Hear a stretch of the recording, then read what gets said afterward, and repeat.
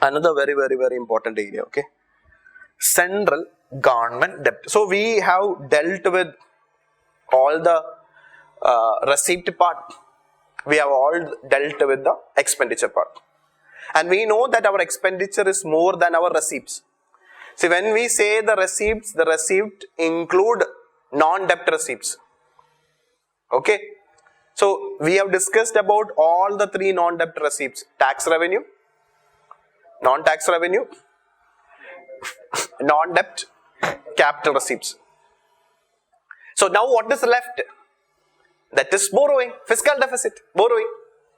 Now when you borrow, what will happen? The government debt will increase. How much we have planned to borrow in 21-22? 8 lakh crore. So that 8 lakh crore is added to the government debt. Whose debt? Central government debt. So first we will deal with central government debt and then we will move to state finances. Okay. So you are supposed to know what is the total central government debt and what is its percentage to GDP. So economic survey. See, economic survey, these are all headings in the economic survey. If a person who set the question, he decide, okay, let me ask a question from central government debt. He will go to economic survey and read it and put the question. This is actually, because that's the reason, see, especially civil service aspirants are supposed to know the status of economy.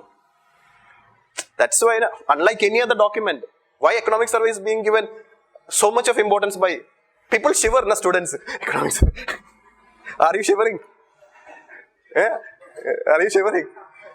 Why you are shivering? I am doing all the work. Na? You are just simply and noting it. I am doing every work. Are you able to understand? Can you take the economic survey and try to read it? Then you will shiver. Okay, that work I am doing it. You are just simply listening and understanding and noting down. Just joke. Leave it. Coming to the central government debt. Okay. See, keep certain things in mind. Okay. When you study any subject or any material, any textbook, you should know the pattern of questions. How UPSC can ask questions. You have to frame it. You have to understand it. You are getting what I am saying. I am conveying it. This is the way the UPSC can ask question. That's why I always tell you, see the previous year question. Okay. So things will be, anyway, you are knowing it, but it will, once the entire session will get over, you will have a complete idea. You can connect everything. Okay. Now coming to the central government debt, we call it as liability. It is the liability of the central government. So the total liability of the central debt, see, this is actually, you have to understand every term mentioned in the economic survey. The total liability of the central government include debt contracted against the consolidated fund of India, technically known as public debt. You have to understand, okay. So we know that the central government is having a very important fund, what is called as consolidated fund of India. All the major receipts like the tax revenue, disinvestment, all the receipts which we discussed now, that is tax revenue, non-tax revenue, as well as non-debt capital receipts, goes to where? It goes to the consolidated fund of India. There is another account, public account of India. That's a different account. The major account is what? See, then we discussed about contingency fund. All these things is there in the polity class, okay. So I'm just sticking to it, okay. So, consolidated fund, and similarly every state is having consolidated fund of state. Now, this, see, if you are taking a loan, imagine like this, okay. You are personally taking a loan. Did a bank or any NBFC will give you loan simply like that? They need to have a guarantee whether he has the ability to pay, whether he is having a regular income. They give preference to salaried people, loan. They will easily give loan to salaried people. You have to just show your salary statement or income tax return than business people. Because it's a risk free. They will get steady income. Based on their salary, they will give only that much only they will pay. Business people, they will get big loan. Salary people, depending upon their income. So, similarly, when the central government issue government securities, the people who buy that government securities, they are actually giving loan to the government. They should be sure that the central government will never fail. We have seen that many countries defaulting, like Greece. Few years back, when there was European crisis was there. So, I don't think that government will not fold. If the government is like in our personal way, if the central government is not managing its finances properly, they will default. We call it as sovereign default. That's why this international credit rating agency is there to monitor. So we cannot, so normally sovereign debt, so the sovereign, every sovereign country, they borrow based on some guarantee. From like something like every country will be having a fund like this. Okay, so that's to understand the meaning. Okay, so debt contracted against the consolidated fund of India. So all the debt we generally discuss this by issuing government securities and government securities, marketable securities, central government securities or treasury bills. They are all debt. How they are raising? By showing the consolidated fund of India. So any liability, any debt the central government borrow based on by showing the consolidated fund of India is technically termed as, see again word is very interesting. The debt is central government. Why it is called public? Whenever understand public finance, the term is public finance. It is government finance only, the government debt only. Don't. But actually, who is the government? It is basically the people only. No? That in that term you need to understand. Okay, technically, theoretically. Just joking. Okay, don't. You should not write all these things. You should write the way it is supposed to. You should say that government is for the people. Okay. Then, as well as, so this is second term. First is public debt. One of the liability of the central government is public debt. So basically they are those debt which have been raised by showing the consolidated fund of India. Normal, that's the major debt.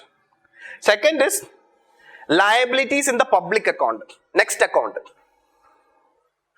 So we have discussed, but again repeating, see the public account of India mainly consists of, see, consolidated fund of India, it is actually the government money only. It is a government money. But the money in the public account is not government money. It is someone else's money. Like small savings fund. There are many small savings schemes are the most common public account is the small savings fund. Like post office savings fund. So there are many, so like that actually that whose money is that? It is a people money only, public money only. That's why it is called public account. Okay, so this money, but it is kept with the government, and what the government is doing, they are giving them regular interest, and over a period of time their full investment will be returned.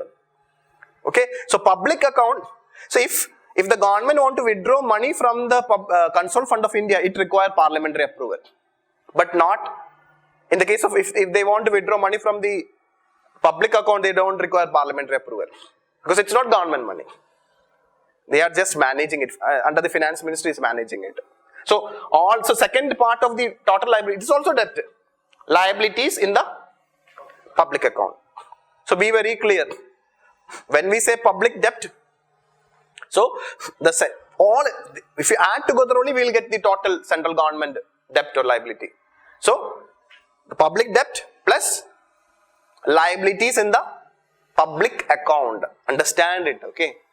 If you have proper understanding, you will not make any mistake in your exam, okay? So now it is again explaining. So it includes, so one by one, okay? So so these liabilities include external debt. So understand, we also are having internal debt as well as external debt. Okay, so these liabilities include external debt under current exchange rate. This is what economic survey says that. Okay. Now, when we look into our, see, understand the meaning. Okay, external debt, we are borrowing in foreign currency. Okay. So imagine the central government have borrowed in the financial year 1890 externally. So they are borrowed in dollar. Mainly they will be from a financial institution, mainly like organization like any IMF or something like that. Okay. So if the when the government borrow, for example, if the government is borrowing $50,000,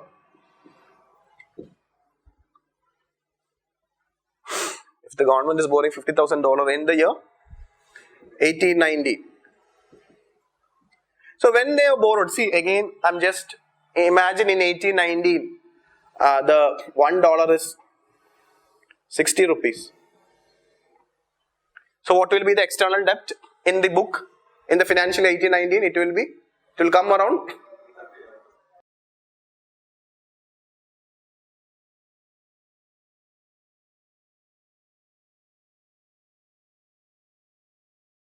it is 30 lakh crore, right? But now we are in the end of which financial year? 2021. What the economic survey says that the external debt is calculated at the current exchange rate. But today, it is somewhere around 73. Approximately. Okay. $1 is 73 rupees.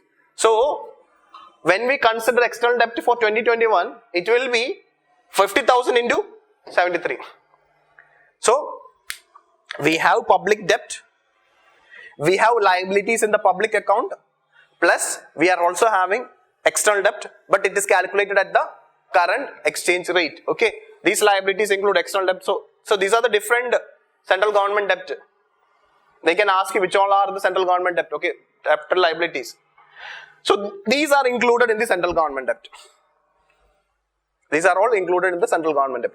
But it is excluding certain liabilities. So certain items are not included in the central government debt. They are. So excluded. NSSF liability. National Small Savings Fund liability. Not see. If the central government have borrowed directly from the NSS fund, then it is a liability. It will come under the public account. But listen very carefully, means read it carefully. Part of NSS liability, not the entire, part of NSSF liability, part of NSS liability to the extent of states borrowing from it. See, from the National Small Savings Fund is the fund where all the small savings is accumulated, and it is there with the public account. So, central government will borrow earlier. Traditionally, it used to mainly, see, state government only used to borrow mainly from this National Small Savings Fund. But recently, the last 2 years, central government also started borrowing. Why? Because the borrowing amount have increased. See, if you borrow from this National Small Savings Fund, it will not affect the government securities. See, government securities are directly borrowing from the general market. This is actually, the government alone can use it. This National Small Savings Fund can be exclusively borrowed by the central government and state government. So, it will not affect the market rate. But the problem is with the NSF fund is that the interest rate will be higher than the government securities. Because the people's money, they have to be offered a better return. So, that's the reason why since NSS fund interest rate is higher than, so central government generally don't borrow it. But since the central government borrow has increased a lot, that's why recently, many reasons are there. Recently, the small savings schemes interest rate is also linked to the central 10-year benchmark government securities. I'm not going into it. Okay. So just understand what is, you have to understand what is it. Okay. So it will exclude the loan taken by the state government. It should not. So where it will go? It will go to the state debt. Right? It will not be, see, if a state is borrowing from the NSS fund, from the public account, why it should be reflected in the central government debt? It will be reflected where? In the state government debt only. So it will exclude part of NSS liability which have taken by the state government. And also, an investment in public agencies. If from the NSSF fund, if any investments, the money is being taken for investing in any public agencies, any particular public agency, so that will not be included under the central government debt. It will be included in the debt of that particular public agency only. You getting what I am saying? So this is actually, So it is saying that, see, a public agency which do not finance central government deficit.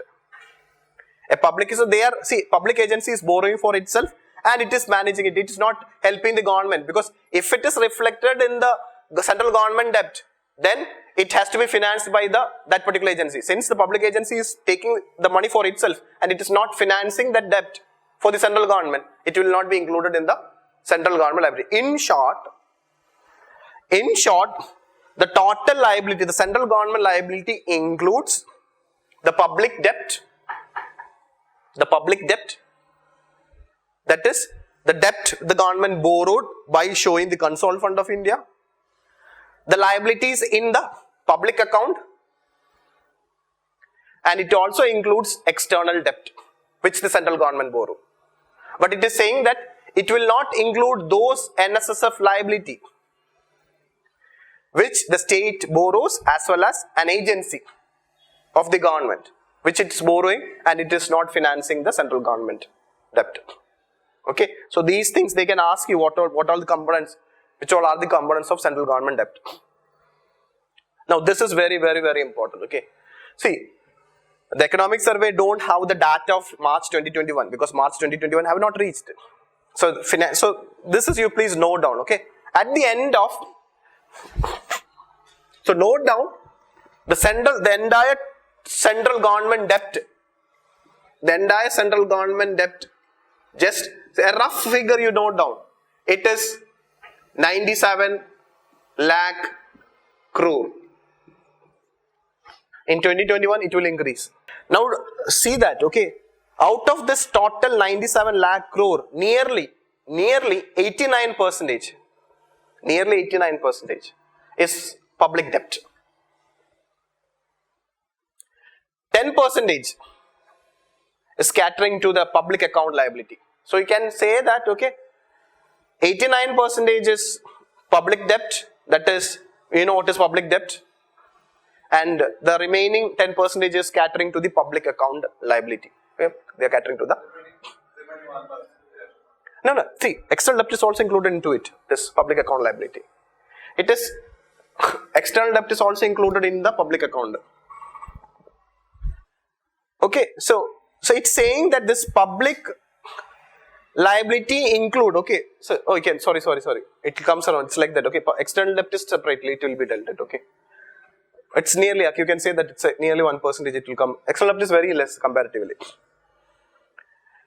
So it's saying that the public account liability includes, it is this word it is used, okay, public account liability includes, what it is including? National Small Savings Fund, okay, this I have already discussed in the budget, okay. So public account liability includes National Small Savings Fund,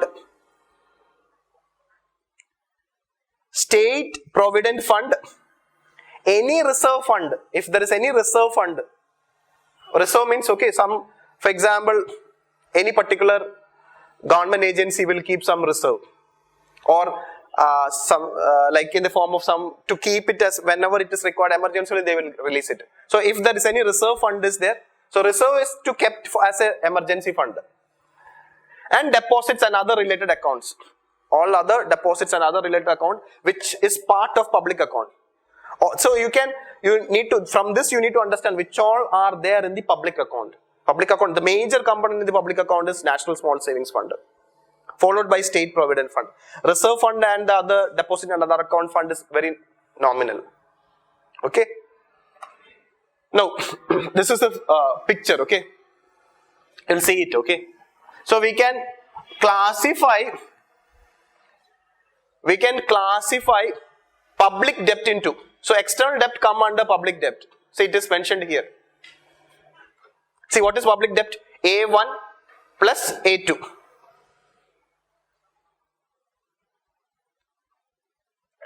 In the public debt includes A1 and A2. So internal debt plus external debt is public debt. In the internal debt, very two terms are, you understand it. Marketable securities and non-marketable securities are there. What is the difference? They are government securities. So there are securities which can be traded. Marketable securities are those securities which can be traded in the on a daily basis. Non-marketable securities are, they cannot be traded, you have to invest, and once the maturity get over, you will bet. But the proportion of marketable securities is very high compared to non-marketable securities, okay. So if you see that, okay, recently, see the 14-15 financial year, the proportion of non-marketable securities were 4 lakh crore, it's in lakh crore. But, so till this trend, but if you can see that this proportion is slowly increasing. 1920 you see it. Out of the 80 lakh crore internal debt, out of how much is our total? It is coming around nearly 97 lakh crore. Out of this 97 lakh crore, 80 lakh crore is coming from internal debt. Nearly 5.85 lakh crore is coming from external debt.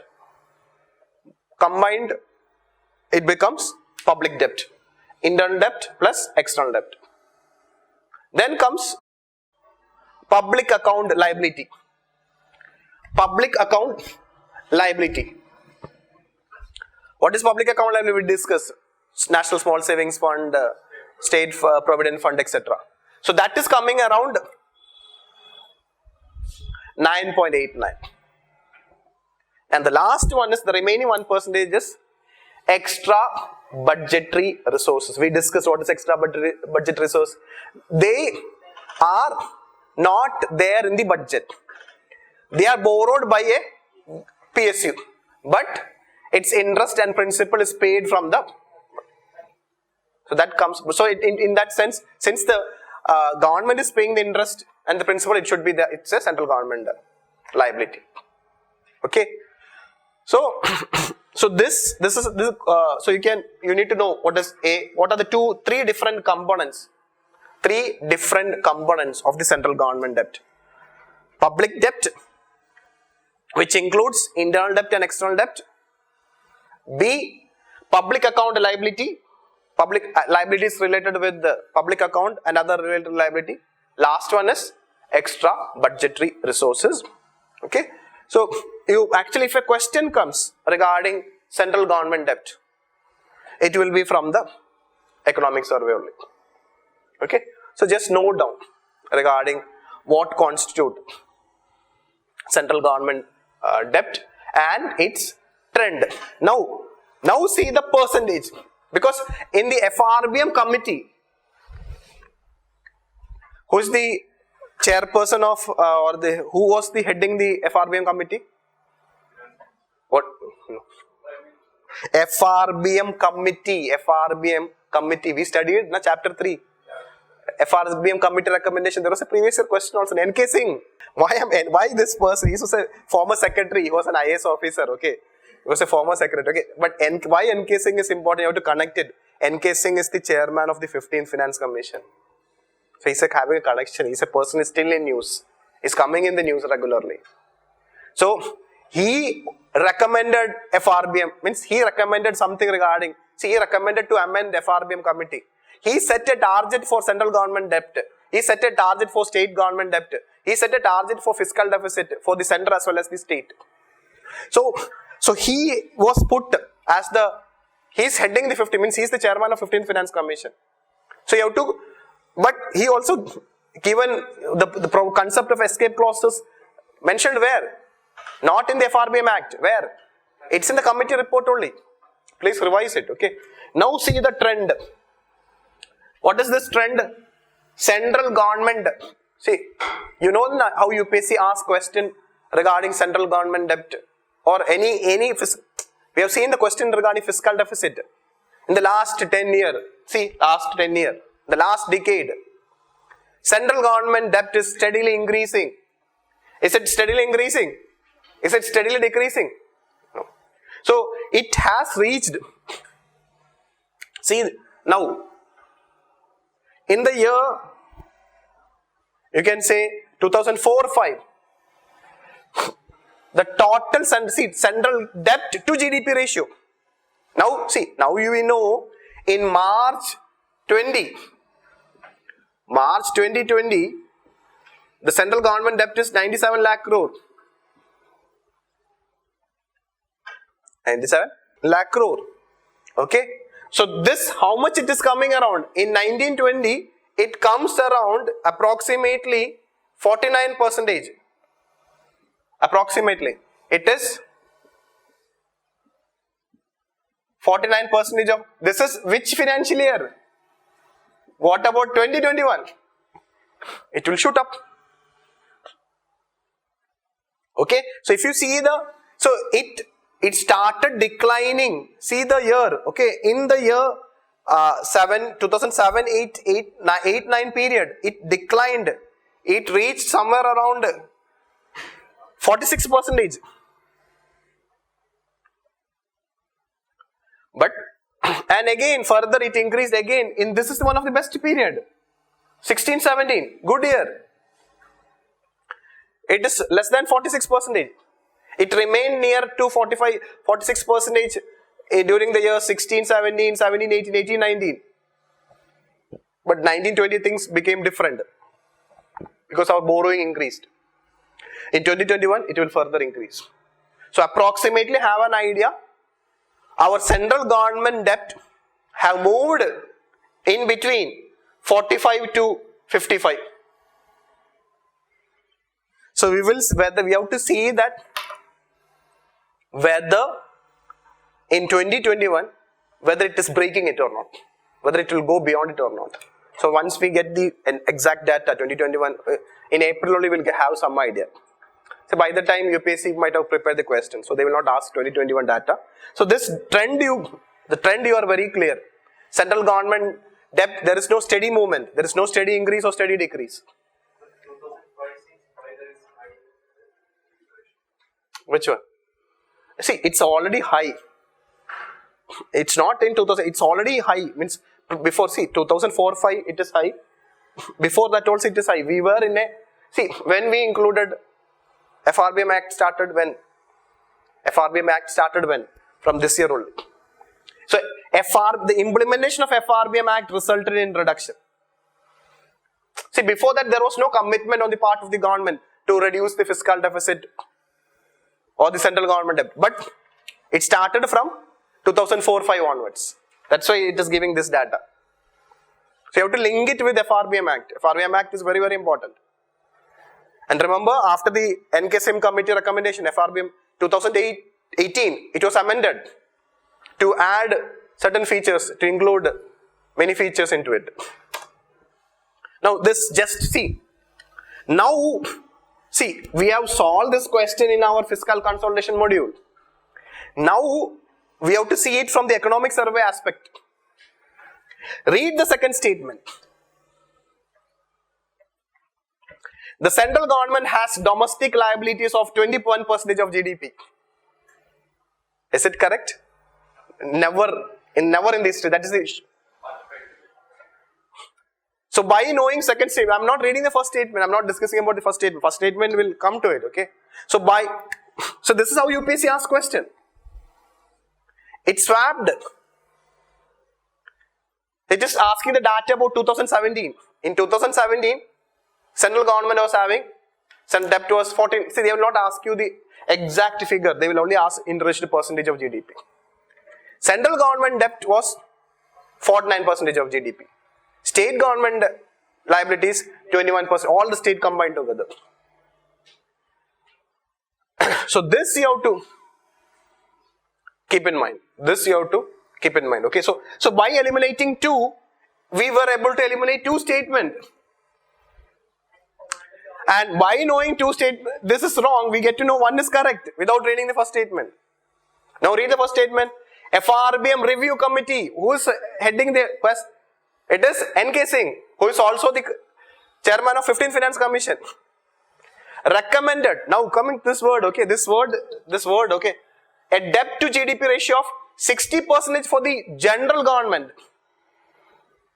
It says that general government is combined government, that is central government, this word general government is used only in the economic survey. But it also recommended in the encasing committee recommendation. And it recommended by 2023, it recommended the central government central debt to be reduced to 40% and 20% state. That's the reason why it set a target to reduce fiscal deficit and the revenue deficit. But will you think that this is possible now? What is it now? It is not. It is not possible now. It is not possible. Because things changed. 2021 changed, lockdown. And so, now regarding the third statement, it is mentioned in the Constitution in Article 293, Clause 3. So, third statement is correct. As per the Constitution of India, it is mandatory for a state to take the central government consent. So, you require the central government's consent for raising any law if the former owes any outstanding liabilities to the sender. If so, if the state is having any liability to the sender or any loan to the sender, then if the state want to take any new loan, it requires its permission. That's so through this constitutional provision only that sender can block the state liability within, so it can control the state within its bound limit. Plus FRBM also have made it mandatory for them.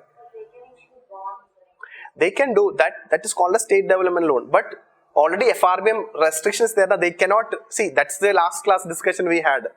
How much the state can borrow? 3% of their state GDP only. But 2021 they were given additional 2% borrowing. So you connect it. Then, so it's continuing with that, okay. So the total liabilities, of the central government as a ratio of GDP have declined steadily immediately after the enactment of FRBM Act. I've shown you that graph. Why from 2004-5 onwards? So the central government debt to GDP ratio has declined steadily. If they are asking this word, be very careful. It's correct. That's why I'm telling you, I'm just showing it. That's so that there are some cases that word steady will come correct. If they are giving this word, if they are copying this statement and giving to you, it's a correct statement. What it is saying? For over a decade, the total liabilities of the central government has declined steadily, immediately after the enactment, immediately declined steadily, and then it sustained at a level during the last decade. Now look into the figure. It declined steadily and it remained almost at a steady level, sustained. See, that's now when I see this, just see it. It is moving between 48 and 50. It's not, so just steady movement. Now you should not question the economic survey. Just follow economic survey. Now what the UPSC will do? Now you cannot take the figure and question. If a question is being asked from the economic survey, you are saying, no, this statement is wrong. UPSC will say that, go and read the economic survey. I have asked question from this. So, please note this statement. Write down. Because otherwise you will, because it is violating our norm now. So, anything which violates our common knowledge to be noted so that you will not make it. So, it says that after the FRBM Act, it declined steadily and after the FRBM and has sustained at a level during the last decade. But things started changing. It will change from 2021 onwards. Now, this is very, it's a concept is coming. Concept is coming. Central government debt is characterized by low currency risk and interest rate risk. Two risks it is talking. Now they can ask this question, okay, why the central government debt is characterized by low currency risk? See, currency risk is in relation to how the central government is borrowing, okay. So it is a currency risk is associated with external debt. Currency risk is associated with, and it will say, it is saying that, okay, why it is having low currency risk? It is saying that, why low currency risk? Because of the low share of the percentage of external debt in the debt portfolio is very low. So two reasons it is saying. One is, why? we are having low currency risk? One reason is the low share of external debt in the total debt. Second is India is mainly borrowing from the official sources like institutions. Some aid, we are borrowing from institutions, so they will not vary the interest rate. Sorry, that sources which they borrow will be a steady, means which there will not be any, they will say that okay, we will pay back in rupee only, like that you will say. Like in the form of masala bond. We have seen it in the case of masala bond, okay. So, economic survey says that since if you borrow from the official sources, they will have an agreement, okay. We will pay back in rupee only, not in the currency which you are borrowing. So, by saying that, it's like you just see that masala bond. If you have any doubt regarding, just watch that masala bond video. It is there in, just search it, masala bond and EMIs, okay. I explained in detail because I cannot explain it here now. It will take another 30 minutes. Okay. So, by borrowing in, so even though we are borrowing in foreign currency, we will make an arrangement that the value, how much we borrowed in Indian rupee, the total amount, we will pay back as principal. But only when you can do that mainly if you are borrowing through the official sources. So, this is the reason why India's external debt is having low currency risk. Indian external debt is having low currency risk. Second, interest rate risk. Why it is having low interest rate risk? Because, see, government debt, or you can see central government securities can be issued in two ways. One is fixed interest. Second is floating interest. Fixed interest means the interest will not change. Floating interest means every year it will change. So one of the advantage of central government securities is that when, see, if a central government is issuing a government security in the year 2015-16, at that time the interest rate was 7.5% and the bond is for 10 years. Every year you have to pay only 7.5 interest. It's fixed, it will not change. So since most of the India's public debt is linked to fixed interest rate, India's debt stock virtually insulated from the interest rate volatility. So in that way, we are having low currency risk and low interest rate risk. So this, by having low currency risk and low interest rate risk, what is the advantage is that it will ensure certainty and stability to budget. It will ensure in the budget, every year the government have to make certain portion to the interest payment. That is a major revenue expenditure. Every year budget have to allot interest payment. Na? So that interest payment have to be certain.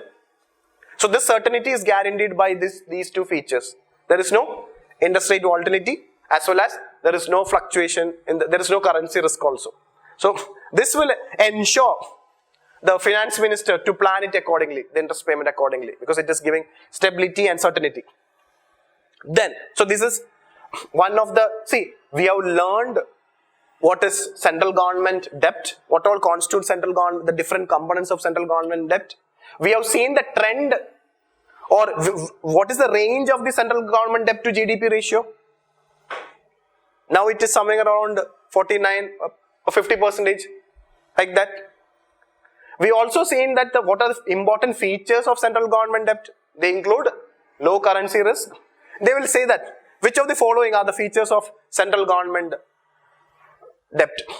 1. High currency risk. High interest rate. A wrong statement. It is low currency risk. Low interest rate. Or sorry, not low interest rate. There is no risk. Yes, there is no interest rate risk. Low interest rate risk. It's not interest rate risk. Low currency risk. Then the other features.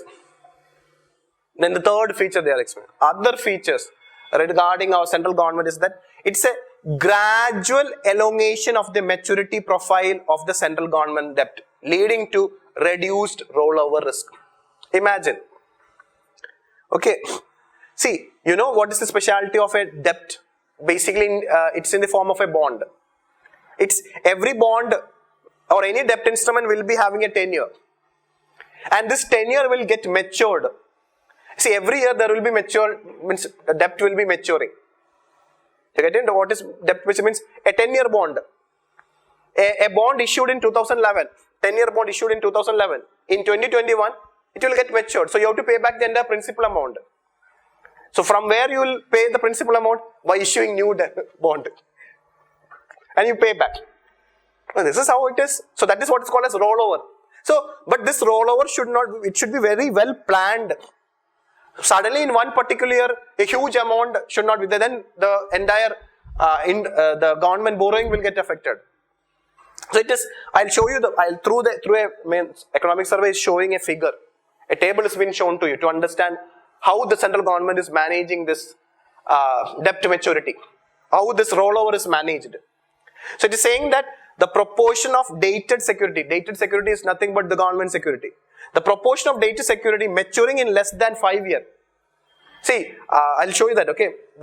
Any central government dated security maturing in less than 5 years has been consistently declining in recent years. Very important point. Government securities which is maturing in less than 5 years is consistently declining in recent years. So this you will understand these 2 points which I discussed, you will understand through this figure. Look at the figure. See, the central government securities is classified into 4 categories based on maturity. The central government securities which will mature within the time period 0 to 5 years, 5 to 10 years, 10 to 20 years, 20 years and above. Now you look into the total. See, if you look into the total, this is proportional. See, we take each color, okay. This green color is the year they are comparing between 2012-13. What is this? What was in 2012-13 and what is in 1920? Because we are having data up till March 20 only. Okay. So when you compare these two, see it. This is the proportion. Say earlier, the 30% of the total debt was 0 to 5 years. It has declined to 29. Now 5 to 10 years, it is declined from 35% to 30%. Then these two have increased from 22.9 to 24.1, 11.2 to 16.9. This is a very big advantage for us. So by having so that the maturity level, how each government security mature, the central government have time to roll over. So this is helping the government to manage its borrowing program without any difficulty. So maturity is being rolled over, and this is the explanation. There is a decline. There is a decline in the recent. There is a decline from 2012-13 to 9-20. There is a steady decline from 30.9 to 29. It has declined. Ultimately, it is saying that this one more point you can note down: the weighted average maturity. What is the average maturity? What is it? Means you take the entire total loan. If you take the entire total loan, what is the average maturity of the outstanding loan of the government of India? So earlier in 2010, the average maturity of government loan was 9.7 years. 9.7 years was the average maturity. It has improved in 2020. It has improved to 10.7 years. If you take the entire government security loan and their maturity, if you take their weighted average, maturity level is 10.7 years. So it has increased in the last 1 decade. All these points are discussed in the economic survey, and I strongly have a feeling they will ask a question regarding. So this much of discussion, why I am discussing is that because now the central, along with fiscal deficit, the central government, it will cross 100 lakh crore in the financial year, and and it will break a common trend which we were having. Okay, it will go beyond 50% of GDP, which is against FRBM committee recommendation, which it suggested to bring it down to 40% within 2023. That is not going to, it's not possible. So it will again, that will be rolled over for 2023, it will be rolled over to 2028 or 2030, depending upon how fastly our recover. Okay, so that's regarding central government debt.